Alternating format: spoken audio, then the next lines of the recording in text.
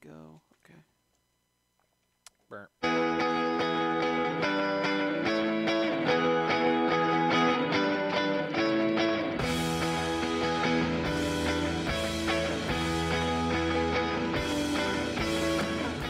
Welcome into Extreme Radio, presented by GracePointe Healthcare.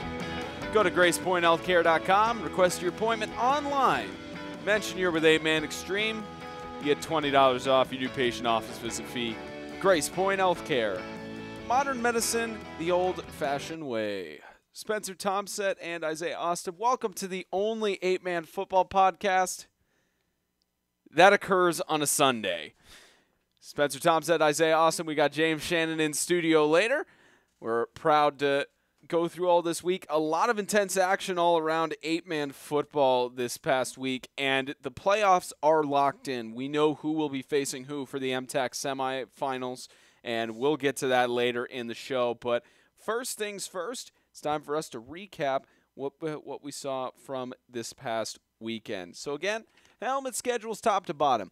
Bowling Green Christian Academy, South Haven Christian School, both the Warriors and the Patriots on a bye week. The Tennessee Heat faced off against Riverside Christian Academy in what we thought initially was going to be a matchup of the MTAC Bowl game, but by my announcements I made on Thursday night, the Tennessee Heat locked the number 2 seed in the North, and we'll, of course, get to that later in the show. But the Tennessee Heat got it done in Fayetteville, 31-24 over Riverside, and Isaiah, you look at that game and you think, even though they're not playing in the bowl game, it's still a team. Riverside is still a team that could easily be a playoff team if they had not taken a loss to either Lancaster or Webb. Yeah, I think Riverside could have definitely been in contention for that playoff spot if they were in the North, but the South has just been really strong as of late. With Lighthouse being knocked out, we know that because of the player. They had one ineligible player in the North, so the North is wide open. And with Riverside getting that big win over the second seed in the North, it's really telling of how strong the South actually Riverside can be. lost 31-24. I'm wrong. Yeah. No, Heat won 31-24 over Riverside in Fayetteville. Yeah, I remember just checking that score right before the end of the game. Yes, I remember now. It was the pass, the reception by Goolsby. Mm-hmm. Yeah, so yeah, that would have been a fun matchup to see in the playoffs. But again, they've secured the bowl slot and much improved from last season. Yeah, it would have been fun if Riverside had gotten to the playoffs or if the Heat had managed to host a playoff game. But as we know, Christian Community hosts for the North, and we'll see how the Tennessee Heat performs at Webb. And, of course, we'll talk about that later. Lighthouse Christian School and the Sacred Heart of Jesus High School, the Knights and Lions both on a bye week. Christian Community 16-0 over the Freedom Cowboys. That goes to, I believe, the second year in a row that Christian Community has defeated the Freedom Cowboys. Just a big win for them to stay undefeated on their season. And Christian Community is very poised to continue their win streak going back from 2016. Yeah, and my prediction couldn't have been more off. You remember what mine was? It was 62-20. You thought it was going to be a lot more dominant. I hadn't seen I haven't seen Freedom play. So I expected that they were not a pushover team at all by any stretch of the imagination. Last year they had a down year. They had their issues, went about 500. But this year they're back in national contention, and they really showed it on Friday night. But both scores come in within the last 3.5 minutes of the second and fourth quarter. So clutch plays by CCS, both touchdown passes from Nathaniel Rowley to Brooks Pugh. Yeah, very intense game for them. The Freedom Cowboys not being able to get a score, but Christian Community, their defense holding them to 16. That's the lowest score that any team in like 2 years. Exactly. Yeah, the lowest score there in 2 years. The Webb School hosted Franklin Christian Academy. That was your guys' broadcast. You called that game. 56-8, a blowout for the Webb School over Franklin Christian Academy. They locked the number 1 seed in the South with that win, but FCA managed to get a touchdown on them, and it didn't seem like it was a game that, from the get-go, you thought FCA had a chance. Everybody thought FCA had just as much chance as anyone to put some numbers up on Webb, but Jeff Murphy and the rest of the squad just managing to get it done at home. Yeah, the Webb School went on a strong drive, then recovered a squib kick. So they had 2 quick touchdowns. It was 14-0 before the FCA offense could even reach the field. But after that 14-0, it was kind of like a boxing match, filling each other out. Both teams were able to get yardage. FCA ended up scoring.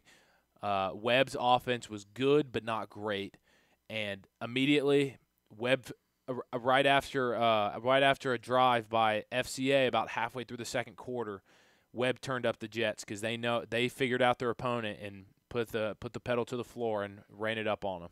Yeah, so Webb locks the #1 seed with that win, and FCA as one more game in the final week of the season at South Haven Christian School as they try to get another win as they are out of the bowl game. On Saturday afternoon, the St. Andrew Swanee Mountain Lions hosted Franklin Classical School Knights, and Swanee got their first win of the season.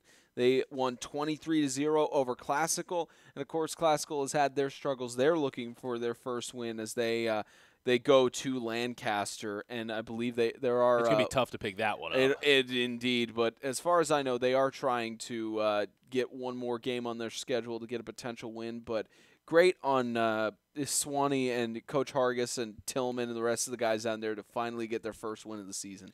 Yeah, when Gabe Stevens, we found out he was out for the season with a knee injury on Saturday night, but they came out to play, and that FCS offense, again, putting in their fourth starting quarterback of the season, Josh Austin, played a pretty good game, but 4 fumbles, including one within the 10-yard line, made it very, very difficult for them to get any kind of leverage in the game, and Swanee just took advantage of the small details, and that's when having a team that's experienced and has a lineup that is fairly similar throughout the whole season comes in handy in a game like this. Yeah, and Swanee getting their first W, and they travel next week to face the Tennessee Heat and then travel to face the Webb School to close out their season. And then the game you guys were going to broadcast but had transportation issues, anything short of a interesting weekend for you guys. The Georgia School for the Deaf got the win against the Tennessee School for the Deaf 60-42.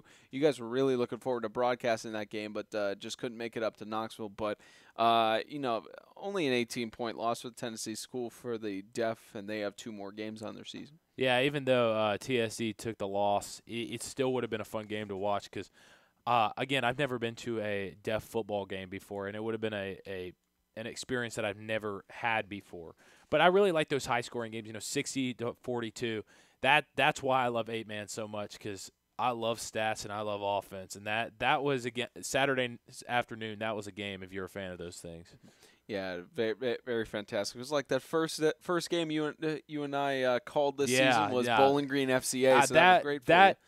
Okay, there's a difference between the game on Saturday and that game. Yesterday, there were just hot offenses. We know that TSD has an incredible run game. But when it came down to the first week of the season, although, Gage Holman and John Buchanan were playing well, that was ridiculous. There was 78-50. That was ridiculous. Yeah, just the defense allowing 50 points scored on them, but managed to get the W against Franklin Christian. So that highlights all of the scores from last week. A lot of teams on their bye weeks, and we have several more teams more active this coming up week. But first thing that's next for us, if you didn't have the chance to tune in on Thursday night when I went on Facebook Live and explained to everybody the playoff scenarios and everything, it's time to recap those right here on Extreme Radio presented by GracePointe Healthcare. So here's what happened. Lighthouse Christian School is not eligible for the 2018 MTAC postseason because they got a waiver for 1 player from the Tennessee Heat. They got a second player from the Tennessee Heat, and they could not get a waiver on that player, and the conference declared them ineligible. And supposedly this was back in July, maybe August. And they said they made people aware of it. We were just never told, and nobody really communicated with us about Lighthouse being eligible or not. And the only assumption that we really had for that was a handwritten roster given to us prior to the first game, and looking at it, we noticed that there were 2 players from the Tennessee Heat that transferred over from the last year. So that was the only indication we had on there. So Lighthouse is ineligible for the postseason. And Sacred Heart is eligible because when they voted Sacred Heart into the conference in the summer, they held another scheduling meeting to accommodate them into the games for the MTAC North. So by that regard, that was what they considered the scheduling meeting, and therefore that made Sacred Heart eligible for the postseason. So that's how that went down. And because of Lighthouse Christian School not being eligible for the postseason, it's finalized. Number 1 seed in the North Christian Community, number 2 seed in the North Tennessee Heat. The number 3 seed is yet to be determined, which is going to be decided by the game coming up between Sacred Heart and Bowling Green. So an incredible turnaround for the Tennessee Heat. The first time they made the postseason since, I believe, 2011 is what James told us, I think, last year. Last game or last show, I want to say. Or it may have actually been on Thursday, telling us that that the Heat is, for the first time, they're eligible. They are in the postseason for the first time in a long time. So great on Ryan Scott and their organization to get in there. And for the South, after the Webb School beat Franklin Christian, the game is finalized. The South playoffs are set as well. The Webb School is the host, number 1 seed in the MTAC South. Number 2 seed is Lancaster Christian Academy, and the number 3 seed finalizes Riverside Christian Academy. So the Riverside Knights are going to the bowl game, Lancaster Knights. So for the postseason, both playoff games are occurring on October 26th. We'll have both of those games live for you on our YouTube channel, obviously. The Webb School hosting the Tennessee Heat, and Christian Community hosting the Lancaster Christian Academy Knights. And then the bowl game, we're hoping that they'll move that to the 27th. No confirmation on that yet. But if they don't, then we'll just give scoring updates for the bowl game. But Isaiah, we look at those playoff matchups and how everything has been finalized in the postseason. I mean, let's first talk about this game between Christian Community and the Lancaster Christian Academy Knights. Both teams have not faced each other on the season. Both teams have stars on both sides of the ball. The only question is, at least specifically for Lancaster, with it being their first game of the season, the only question for them is, can they perform well against Christian Community and their Golden State coaching staff? Well, I think Lancaster has been really interesting to watch this season, and coming from 11-man to 8-man, usually you see a lot of success from those teams because they know how to play at an even higher level. So to come to this level where a lot of 8-man teams have a smaller roster, a lot of less experience around the board, you see those guys really excel. The difference is with Christian Community School, they're the classic been there, done that, got the T-shirt when it comes to these postseason and playoff and really, really high energy games. So I think that as much as we would probably see a good game, first round of the playoffs, I think Christian Community definitely has an advantage just because of their experience in that kind of light. Yeah, so it's going to be a really interesting playoff game to see how they face off. We'll definitely see that playoff game on October 26th. We'll be broadcasting that one. The other game we're going to be broadcasting from that, and we're not going to reveal the commentary crews just yet, just to leave some suspense on that. We'll reveal it the Sunday beforehand. But the Webb School hosting the Tennessee Heat, and obviously they played each other 8 days ago. They faced off against each other, and the score was blaringly obvious that the Webb School had taken control and had that game. But now that the Tennessee Heat has made the postseason, and their slogan this whole year has been champ up, they're looking to potentially champ up and pull off the upset. So if anybody is more motivated to make it into the MTAC championship, it's the Heat, especially because they've never made the MTAC championship in their team's history. Yeah, it kind of falls on Brandon Goolsby here. It's going to be important for him to step up as their leader at the helm, and the game could completely be dictated on how he performs. I saw against the Webb School the last time they matched up, there was a rough game from the offense. We had some big plays by Preston Sloan, but the reason that they couldn't be productive on offense is because their time of possession was so lopsided. And the Tennessee Heat, they're a team that need to dictate the pace of a game to be able to to, I guess, keep control of it. So it's going to be interesting to see how this rematch starts. I mean, they were down 52-7 versus Webb on their home field, but how different could it be when it's playoffs, when now they are in and now they can have a chance to fight and scrap and get to the championship with just one win, and it's going to be interesting to see. Yeah, we're really looking forward to see that playoff game as well. And again, we'll reveal the commentary crews when due time is ready, unless of course James, he reveals it, as he is known for not being able to keep any true secrets. So we'll see how the commentary crews are going to be fantastic. We're really excited to call both of those semifinal games. The other thing we'll talk about before we get to skip the sensitivity is I did not get official email confirmation from it, but I believe it is locked in now.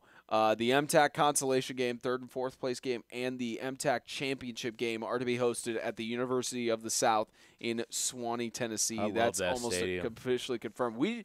You did not drive by. You've been down there. I've toured. I did a visit down there. Yeah, you've toured there for college, Dutch. But myself, James, and Monica, when we were down there for the Bowling Green,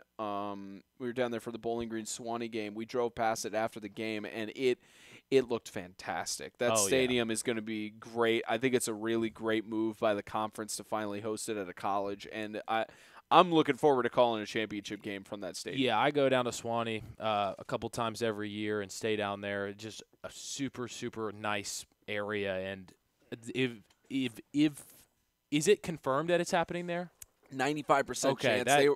They're finalizing the paperwork and legality right now, but according to league sources, they said they were going to send me an email when they got an official confirmation this week. They haven't sent me officially yet, but it's basically 95% that they are hosting it there because of the connections they have through John Hargis. And how I got to tell you, Monteagle's a great city. So, so for those of you who are in the playoffs, keep fighting, because you get an opportunity to be up there and enjoy the weekend and the championship run. There's nothing like it. That, and also the all-you-can-eat buffet that's down there. Yes. Okay, Smokehouse.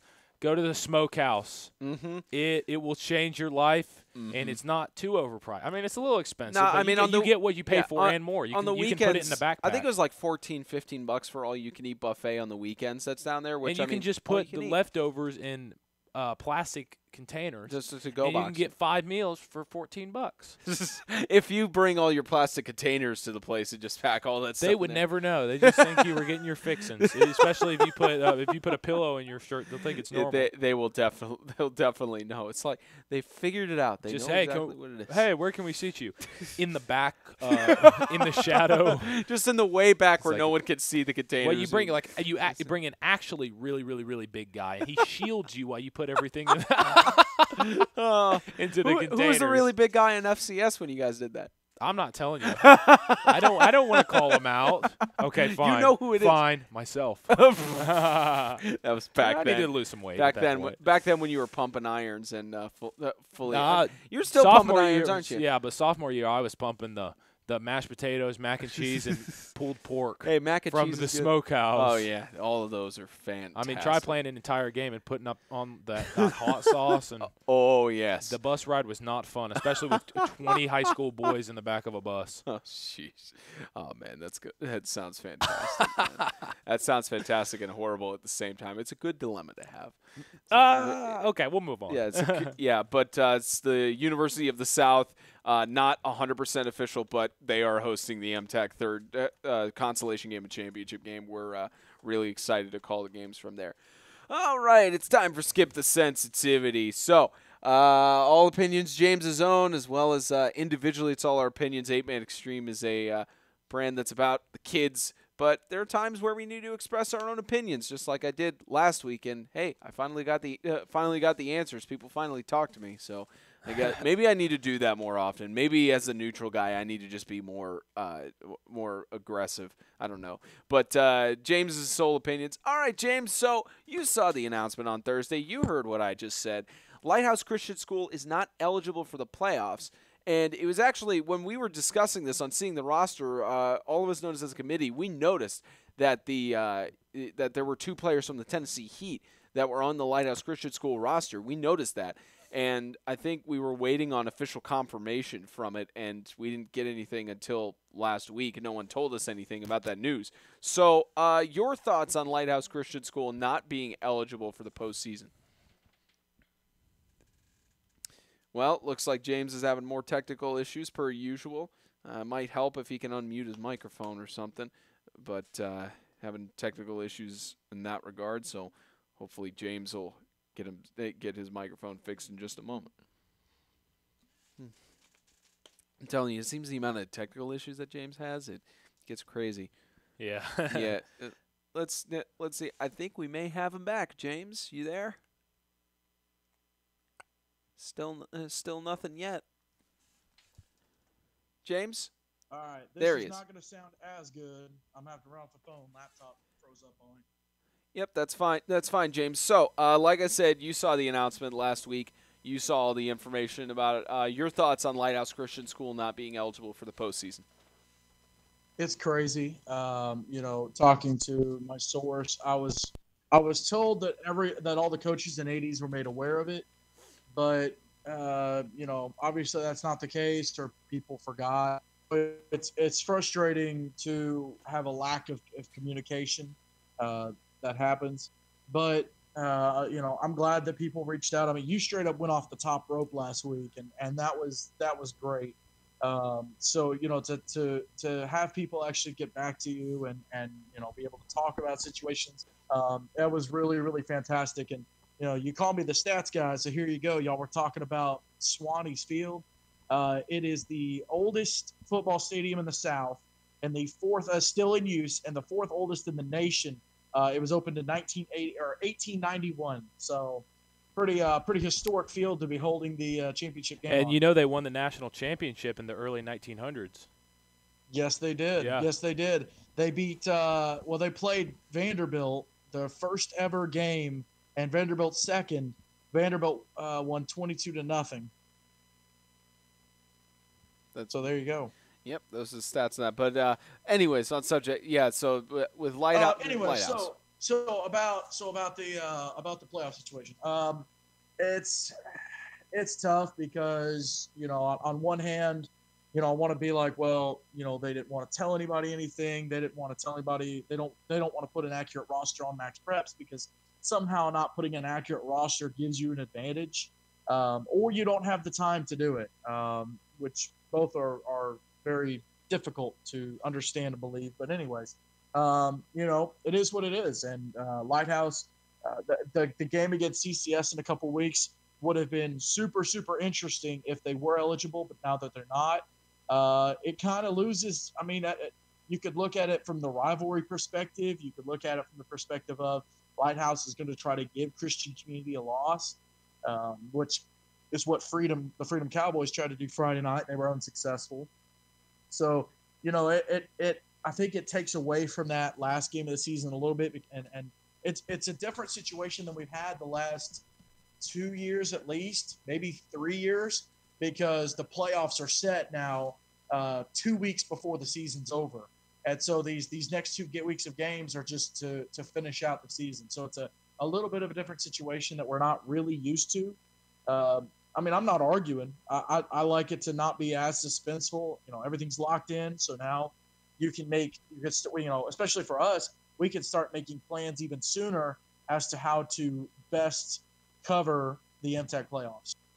Yeah, and both of the games, after discussing with the venues and such, they will be hosted at the same time at 7 p.m. on the 26th due to differing scheduling conflicts. So we will definitely be looking forward to calling both of those games simultaneously on YouTube. So James, we also look at how Sacred Heart is eligible for the playoffs, and again, we read the MTAC bylaws last week. And specifically, they said on there, you have to be voted in before the scheduling meeting, which was in February. But then they were voted in the summer, and they did a rescheduling meeting, which they officially counted to make Sacred Heart eligible for the postseason. So your thoughts on that, and Sacred Heart initially being eligible for the postseason? I'm not gonna insinuate anything. I think obviously we found out about the rescheduling meeting. And we just thought it was so that we thought it was so that Sacred Heart could replace Hendersonville's schedule. That's what we thought, and that was cool. It is what it is. You got to take care of that. And I something was said about the fact that Sacred Heart would be eligible, but obviously looking at the bylaws, if you take the bylaws for what word for word, without knowing any extra or without any extra being public, you would think that okay, well they're not eligible, and then all of a sudden it's we did another scheduling meeting, but before that scheduling meeting we voted them in, so that way we kind of worked them in, and I'm not going to say it was underhanded. Obviously it would be a situation because now you would only have 4 teams eligible in the North, and it would still work out because you'd have Sacred Heart and Bowling Green, which are good teams. They would be playing for a playoff spot pretty much. So it's a tough situation. I'm not going to say that I don't agree with how it was done, but I think it could have been done better, if that makes sense. I think there could have been a lot more open bookedness, if that's a word. There could have been a lot more open book. Transparency. Which they haven't been in the past. Transparent. Yeah. I mean, if you want to use that word, that's fine. Fancy word over there. But, I think that there could have been a lot more of that. But obviously there wasn't. But, now we have confirmation on everything. And Spencer got a chance to do his own version of Extreme Talk. So there you go. Yeah, it basically got my own version there. And someone asking, when are we going to have Extreme Talk with Spencer Thompson? I told him, I think everyone on Earth wants to see that. Well, I haven't been invited on Extreme Talk yet, so Spencer, wait until that happens. Spencer, besides you going on Extreme Talk, the way you went off the top rope last week, just straight up dropping the elbow, you could do a show. If you dropped your opinions, listen, I guarantee. I might in the future. It depends on if I. Isaiah would second it. Yes. Yeah, you would absolutely. Now let's talk about the. So the playoffs are locked, and obviously there's a decent amount of history with these teams. Like Christian Community and Webb are both, arguably high school dynasties, especially in MTAC because of how many playoff appearances they made in the last 10 years of the conference, how many championship appearances they've made in the last several years. But what's really interesting, let's talk first about Christian Community Lancaster, because we've got a team that has played 11-man football, never had interest in going down to 11-man football, but finally decided to go down to 8-man football this year, and they're number 2 seed in the South. They're on the cusp of making it to a championship appearance, and not exactly doing what South Haven did their first year in the conference, but within the first 2 years, potentially poised to win a championship, but they've got Christian Community in the way. So your thoughts on that matchup between Christian Community and Lancaster? If James's mic won't be muted, then we might be able to get this up and running. Oh, stupid laptop. Okay. So, it's really, really cool to see. I said it Friday night. The build-up to this year's championship, Lancaster was in the mix. I was high on the Tennessee, but obviously those teams have taken losses. For them to win in the playoffs, it would be an upset, which is not out of the question. Just 2 years ago, we had double upsets in the playoffs, and that's how Sacred Heart and Webb got into the championship. This championship game and the anticipation of seeing Webb versus CCS, there has not been this level of build-up since, I would say, 14. Lighthouse Christian and Franklin. Lighthouse Christian had Leon DePuy, one of the best running backs in the league, the number 1 running back in the league. He had like 100 rushing yards. Casey Jorgensen was the quarterback for FCA. He had a ton of passing yards. You had Alex Deitz on one side. You had defensive dudes for Lighthouse. It was a star-studded matchup, and of course Lancaster went on to win, or Lighthouse went on to win rather. But I don't think there's been the build-up for a matchup like this since then. And CCS for the most part, all offensive. Webb, I mean, they can do offense. They're solid on defense. It's really going to be an interesting matchup between these two. I'm looking forward to honestly, I'm looking forward to seeing Lancaster. I think that could be really a good game, a very underrated consolation. I think they've gotten better, and they'll be a lot closer. It'll be a lot closer. And the bowl game, Riverside or Sacred Heart, of course, Sacred Heart blew out Riverside earlier this season. And then, if Bowling Green wins, well, Bowling Green and Riverside play the last week, so they'll pretty much play each other back to back. But I think that I think we're in for a real treat in terms of postseason. Yeah, and now let's look at the side for Webb and Tennessee Heat. I believe I have the number right on this year from what you said on Thursday in the comments section. The Tennessee Heat have not made a postseason appearance since 2011. Regardless of if it's 11 or 12, whatever it is, it's been a while. It's been a minute. It was 2011. I thought it was 2012, but Christian, the Webb School, 12 Academy beat St. Andrew Swanee, and that's how Christian Aaron met the playoffs. So the Heat, it's been 11 now. Since then, whenever the MTAC had the 2 championship, they had a playoffs for that. The Heat have made that, but I don't really count that as playoffs.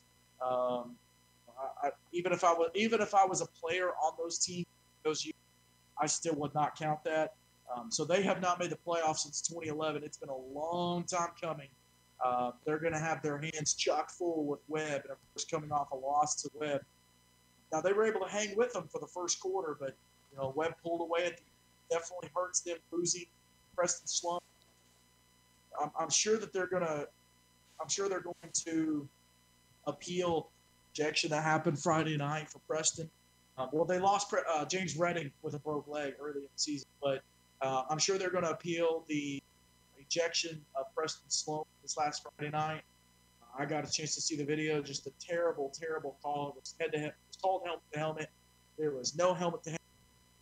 So I completely disagree with the call. I think they'll overturn the suspension if they don't have it. Of course, you'd have Swanee coming up, so they're gonna need him against the Webb School for sure. Yeah, that's going to be again. Both semis are going to be fantastic. Both of these playoff games, a lot of hype for them. But let's of course not overlook the third play, the number 3 seed game, the MTAC Bowl. So Riverside Christian Academy is obviously locked in for it, and they've got a lot of strengths. Riverside Christian Academy is going to be interesting to see whether they host it or whether they have to travel. But they will be playing against either Sacred Heart or Bowling Green. And both of these teams have had their struggles on the season. Both of these teams have been really competitive, but haven't been able to put anything quite up against the number 1 and number 2 seeds in the North.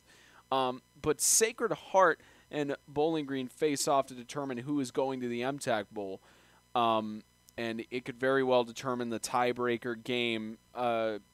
It would be essentially, if Sacred Heart wins, then they're going to host the bowl game. But if Bowling Green wins, they face off against Sacred Heart the following week to determine who hosts the bowl game. But regardless of if it's Sacred Heart or Bowling Green playing Riverside, that bowl game is going to be just as competitive as the playoffs.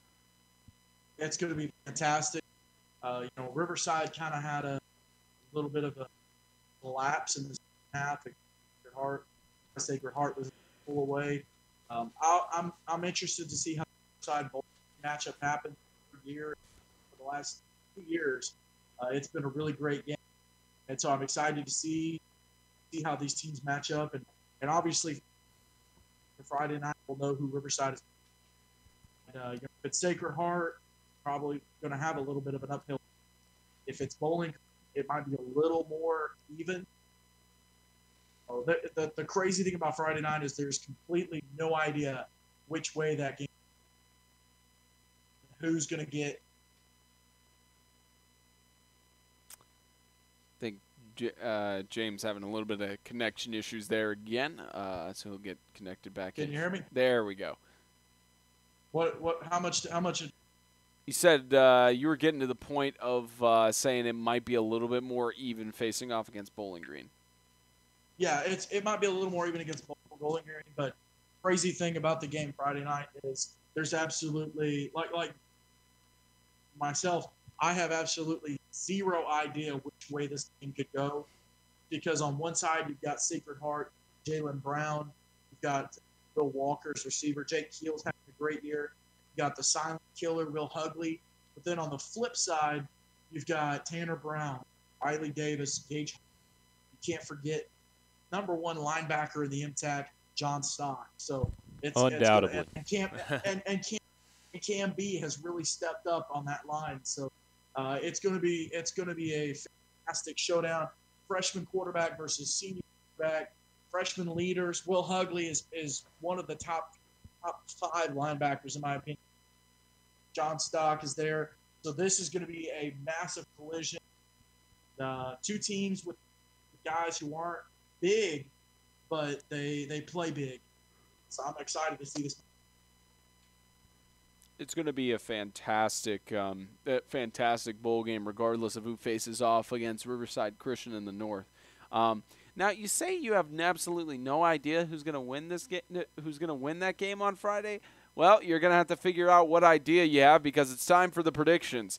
So, element schedule, top to bottom. So, the first game, perfect segue in here, even though I don't like segues because I fell off one once. Bowling Green Christian Academy, they host the Sacred Heart of Jesus High School Knights for a Friday Night Lights game.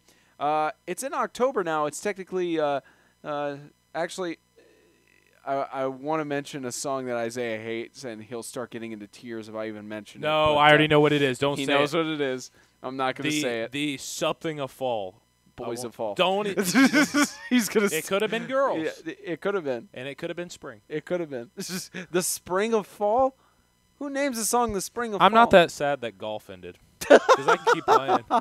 Okay, so Bowling Green and Sacred Heart face off, Isaiah. And again, they both know what's at stake. They're looking to earn one more game on their season. They're looking to potentially bring home a plaque for the MTAC Bowl. And it's going to be a really intense game, regardless of what way you look at it. Both teams have stars on both sides of the ball, but the only question is, who is it that is better than the other to earn their right into the MTAC Bowl? All right, I'm going to make some very specific predictions here. Oh boy. From Sacred Heart's side, 2 touchdowns were scored. Both are scored by Jalen Brown. From Bowling Green, you have 2 touchdown passes from Tanner Brown, and he's going to have a big game. I feel like this is going to be a wake-up game for him. He's had a little bit of an off and on year, but it's going to be a wake-up game for him. We're going to have a couple rushing touchdowns. So I think the final score is going to be 36-14 Bowling Green. Really? All right. And the only contributor for Sacred Heart against this strong defense is going to be Jalen Brown. Okay. So you got 30 to 14 score. Wait. Which field is it on? It's on Bowling Green. Okay, then it's going to be 52-20. That field, that clock management is just so slow. That game's going to be 3 hours long. 3 hour long game. Yeah. All right, James, what do you got? All right. Well, I am also going with Bowling Green. What? And I think they're going to pick up a win. It's going to be tight. Like it's going to be Tennessee Heat Riverside this last Friday tight. I think Will Hugley is going to show up. And that Sacred Heart offense is going to be able to throw the ball around. So I've got Bowling Green picked on this. All right, so both of you guys on the Bowling Green train this week. And South Haven travels down to Antioch to face off against the Lighthouse Christian School Lions. South Haven is still looking for their first win, but it's going to be really tough for them to get a first win against Lighthouse in the strengths of McDowell and Bond. But, the South Haven, they still got Franklin Gagliano, who's a rushing dominant guy. They've got pretty good defensive strengths on there under the leadership of Zimmerman. But Lighthouse, they're having their struggles and such, but it's in Antioch, so It's going to be interesting. Yeah, I think that we're going to see another game where it's going to be a very, very lopsided game in the first half, and the second half is going to kind of bleed out from there. So I think we're going to see a 48-0 halftime score and a final of 54-20. Lighthouse? Yes. Okay. James? This game could go one of two ways. Lighthouse is going to come out guns because I don't know if the players knew whether or not they playoffs. They could be completely PO'd about it and mad that the situation. If they didn't know about it, who knows what their motivation for playing football is. But either they could come out completely guns a-blazing and ready to just tear some teams apart, or they could come out and just lay an egg if guys have not quit. So I am actually saying that the game is going to go the other way, the second way. And per my preseason predictions, again, forgets that I made these picks in July, but I do think that South Haven has a chance. So I'm taking South Haven. Okay, you guys are split on that one. South Haven for James, Lighthouse for Mr. Isaiah. So the tennis. Isaiah, let me ask you something. If you're on a team, and let's assume that you did not know that you weren't eligible for playoffs, and all of a sudden you find that out, how would you come out to the next game afterwards? Would you be upset, or would you be like, you know what? Let's just ruin the rest of the season for the rest of these guys. I would be very, very upset to begin, but it would be important for me to kind of swallow my pride and go out and compete, because a lot of the big contributors for Lighthouse are seniors. So I don't think it's fair to them or anybody else on the team. I don't know what happens in that locker room, but I would assume that they're not just, well, the season's a waste, we can't make the playoffs. You have 2 seasons left. I know Michael Bond, he is a big-time college recruit, and these last two games are really going to matter. He has a game against South Haven that struggled on defense that he can get a lot of film and a lot of stats from, and a big game against CCS, and if he can perform well against them, that's even going to raise more eyes. So I think they're going to come out strong, but I don't know for sure. That completely has to do with what's happening in that locker room. All right, so you guys torn on that one. Next game, we got Tennessee Heat against St. Andrews Swanee. They're hosting that in Mount Juliet on Friday night. And Isaiah, we look, Swanee, they're coming off of their first win of the season. They're coming off they're coming off a huge motivation. And the Tennessee Heat, they're motivated as well because they have their number 2 seed locked to the playoffs. So they're not necessarily playing for anything at this point. They're just playing, to get another W on their season and keep their guys healthy. So I'm surprised that they keep this game on the schedule with Swanee. But with that, I think Swanee, both of these teams are really motivated to at least get another W here. Yeah, I think the Heat are going to come out strong, and I'm sure the game plan going into this game is, with Ryan Scott, we're going to go in, win early, and pull the plug. That should be the overall goal for this game. Go in, get more experience, stay warm, but pull the plug when it's time to pull the plug. Don't extend that. Don't risk injuries. Pull the plug. So I think that the Heat are going to get out to a 4-touchdown lead and begin to pull that plug out. So we could see a game. I would assume the final score is going to look something like 35-10. All right, you got the Heat winning. James? I agree as well. I got the Heat winning as well. I think it's big for Swanee to get the win this Saturday, yesterday, but they lost Gabe Stevens. I think that's going to be a massive contributor, and I see continue to roll. All right, so you guys both taking the Heat train this week. As the Tennessee Heat, Swanee already went over Lighthouse, South Haven, Bowling Green. Christian Community Isaiah, I got to ask you on this one. How do you think Christian Community is going to do this week? Well, I mean, people just say to me like that I'm CCS bias and, kind of label us as CCS bias. But you know what? I wouldn't say I am. I will give a bold prediction right now. CCS is not going to score a single point this week. Again, they're going to be at practice on Friday. It is a bye week. But I don't think that – I think that, CCS – I do wish – no. All jokes aside, I do wish I was CCS biased, though, because I would have every regular season prediction right dating back to 2016. Mic drop, next prediction. All right, next prediction on this one. All right, so Riverside, Webb, and Franklin Christian are all 3 on their bye weeks, as well as Christian Community, so 4 teams on their bye. Lancaster Christian Academy hosts Franklin Classical School, and again, the seeds are locked. There's no chance for at this point, whether there's a win or loss for Lancaster, there's no chance for them to lose anything. But Classical, again, looking for their first win of the season, and it's their last scheduled game of the season for Franklin Classical, so they're looking for a W. But against Lancaster's defense, it's going to be tough. There is maybe 11 to 12 guys on Classical that can still play. This team is so beaten up. Going into Lancaster, one of the hottest teams in the MTAC right now. At Lancaster, I don't think there's a shot. Again, upsets do happen, but I don't think it's going to happen here. And, again, I think it's going to be one of those opportunities just like the Heat game against Swanee, that they're going to get up early and pull the plug. So I could see Classical maybe getting 1 or 2 touchdowns later on in the game. But to start it off, Lancaster with their hot offense, I don't see anybody stopping Bowden. I think it's going to be a 54-16 game. James? I've got Lancaster winning as well. And speaking of Lancaster, no, I'm just kidding. Yeah, I've got Lancaster winning as well. James, I think it's kind of interesting. We picked 3 out of 4, and then we both picked that Christian Community is going to score 0 points, even though we're pretty biased about Christian Community. Hey, listen. The bye week beats everybody. Okay. Bye week. They're not going to win this week. There are more. Listen. There are more ties in the bye week than there are during the NFL so far this year.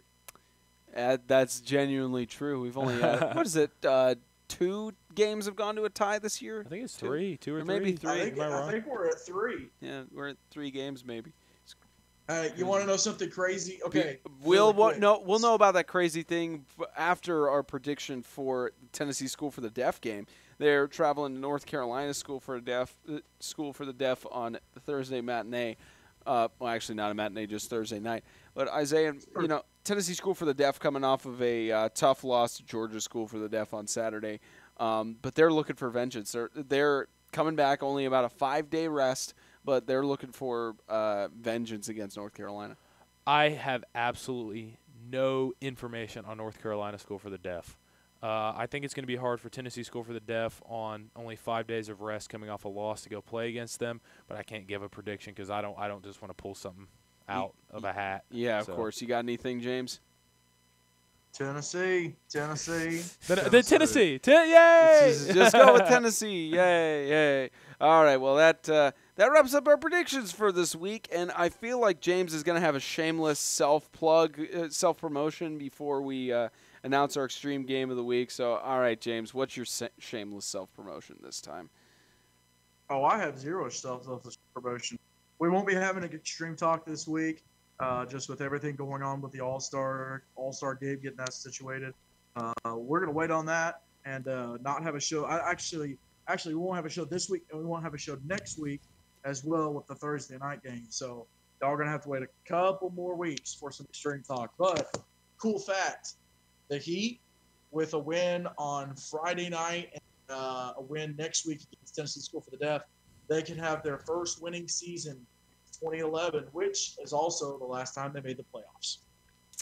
That's James, you forgot to say something. Bell icon. What's that? Hit the bell icon. Get your bell on. Yes. Get the bell on. I was waiting for that. Make sure to get the bell on because it's time to reveal our extreme game of the week. Isaiah, you not going to help me on this one? James got it. Okay. I just did it. I thought usually it's both of them. All right. I have to put my headset down to my leg every time I do that. That's so I'm going to let James take over. All right. Our extreme game of the week this week, we travel up to Bowling Green Christian Academy. They're hosting the Sacred Heart of Jesus High School Knights. We're ready to broadcast that slugfest for both teams trying to earn their right into the MTAC Bowl to get one more game on their season. So we'll be live from Bowling Green. Isaiah will be off this week for fall break. But we don't know. We're trying to figure out who the color guy is going to be for that game. We're scrambling last second. We won't reveal anything until Friday morning. But we have a good idea for somebody who is really going to bring a lot of knowledge to the broadcast booth for Friday night. So we'll be live in Bowling Green, Kentucky for the Warriors hosting the Sacred Heart Knights. So that's going to be great. Well. Looking at the rest of our schedule, that just about covers it. We've gotten through everything we needed to go through today, but I feel like James is going to do some shame. Oh, yeah, All-Star Game stuff. Sweet. So, almost forgot. Voting has closed for. Is that a slow clap you're giving me over there, James? No, I was setting my. Okay. Yeah, he was giving me a slow clap no matter what. So yeah, Sounds different. All-Star I was not. All-Star game voting has closed as of midnight, and we are going to be staying not too late today, but just a little bit. We're going to be sending out invitations tomorrow morning for the 2018 Extreme All-Star Game. We have the votes in, and we're going to be calculating those and sending out the invitations tomorrow morning. So a really good list. Hey, how insane is it that in 6 days over 3,000 votes? That's insane. Or just somebody going backspace front, backspace forward, backspace forward, backspace forward on their entries. True. We did get a good amount of those on the voting results. We got some. So we got. Didn't we have one person who voted 23 times? But if you but listen, even okay, so let's say that 200 times that happened, you're still over 3,000, and that's still insane. Yeah, insane to think. Hey, listen. Something else I want to throw in there real quick. Shameless. And I mentioned it. Yes, this is shame. I mentioned it Friday night. And Spencer, I don't know about our logo for this month, but it's something for the month of October. We are, of course, we turned our logo pink. Everyone's seen. Breast Cancer Awareness Month is this month. It's something that's touched every one of us. Myself, I've had two, 3 in my life that have been affected by it.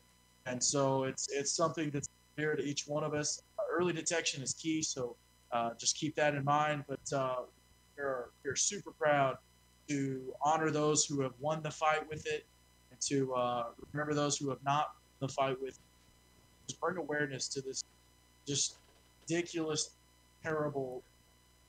And so we're very, very we're excited about how great that logo looks too. But it's something we're very passionate about. So we y'all this month and just bring. Yeah, I just updated them here on the on our screen here for Extreme Radio. Just updated those pink logos there for you all to properly see them. No more opacity, so that way you could see the bright pink. I will personally be buying for myself and our color guys throughout the month of October.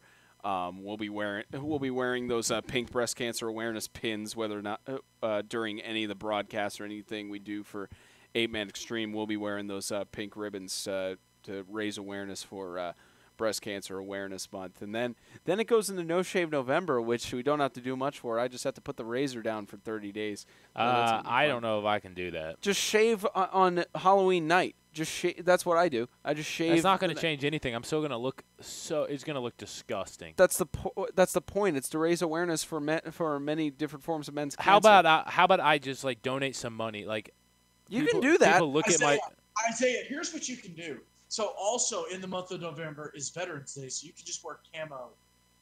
Yeah. That's what I'll do. Yeah, and no, I want to. I want to raise awareness for cancer, but I don't want people to look at my face and think about that. I'll wear a shirt. If anybody asks why I haven't shaved, I tell them it's No Shave November. At your face. So anyways. somebody's going to look at me and say, wow, you look disgusting. You just missed what he just what said. What did you say? He just said no one wants to look at your face anyway. Oh, no, I have a face for radio. But it'll be. Exactly. I wouldn't even be able to come. That's why we're here. I wouldn't even be allowed into the booth if y'all saw me without shaving for a month. No, I'd be fine with that. I've seen you not shave for a month. I've seen like your senior pictures. Okay, this is like 4 or 5 days. Straight up That's Grizzly not bad. Adams. It looks good. Okay, we'll see what happens. Looks good. Yeah, just join me in No Shave November, man. I'll be shaving Halloween night, and then going into the championship, I'll have some stubble. I'm fine with that. That's what I did last year. I shaved the Tuesday. Stubble being the key word, and that's about it. Yeah, because I can't because at this point I can't grow the full mustache beard at this point. Well, granted, again, it'll be 3, 4, a few days after shaving, so it doesn't grow it much anyway. Yeah, no one wants to hear about our facial hair talks anymore. So that Anyways. I can't live without it. All right. Period. Any more shameless self promotions, James? I think that's it. Just wait. Yep. Thought so. Did you get the bell? Did you get the bell on? We had to him. remind you. We had to remind you to get your bell on. I had this cooking, so that I could say it after you guys. For those of you who have no idea what we're talking about, next to the subscribe button, there's a bell. Press it, and you will be notified every time we post. Yeah, if you don't know what Get Your Bell On is at this point because of James saying it every single show, then why aren't you listening? You'll get you'll get notifications for shows, broadcasts, and highlight videos. Just notifications anytime. And Extreme Talk. And Extreme Talk as well. And some other projects that we'll be posting. Will be. All right. We gotta go. We gotta do all-star stuff. You mean you want us to go? But that concludes this week's episode of Extreme Radio presented by GracePointe Healthcare. Go to GracePointeHealthcare.com. Request your appointment online. Mention you're with 8-Man Extreme, and you get $20 off your new patient office visit fee. GracePointe Healthcare, modern medicine the old-fashioned way. And can I throw one more thing in there? Oh my goodness, James, we gotta go. Wait, we gotta go. we gotta go. We gotta go. Wait, Listen, I have one more thing. Real quick shout out, Star Physical Therapy. Huge shout out for being a sponsor of our halftime report now. Yep, Star Physical Therapy the Star Physical Therapy halftime report for all of our games throughout the rest of the season, including the All-Star game. So special thanks to them for sponsoring us towards the latter half. All right, ladies and gentlemen, just a reminder, Friday night we'll be live in Bowling Green, Kentucky for the Bowling Green Christian Academy Warriors hosting the Sacred Heart of Jesus High School Knights. We are really, really excited to broadcast that game and to determine who is going to represent the MTAC North Division in the MTAC Bowl. For James Shannon, Isaiah Austin, all the hardworking men and women that make 8-Man Extreme successful, I'm Spencer Thompson. We'll see you Friday night for the collision of the Warriors and the Sacred Heart Knights. See ya!